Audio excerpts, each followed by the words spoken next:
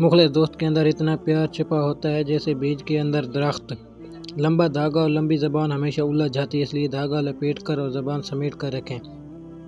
जो तुम्हारा गुस्सा बर्दाश्त करे और साबित कदम रहे तो वो तुम्हारा सच्चा दोस्त है।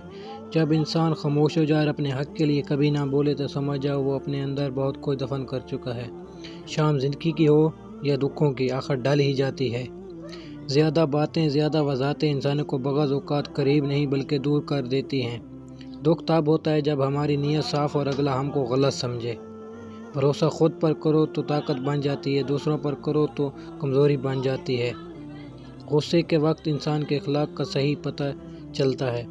खुद को बदलो, किस्मत खुद ब खुद बदलेगी।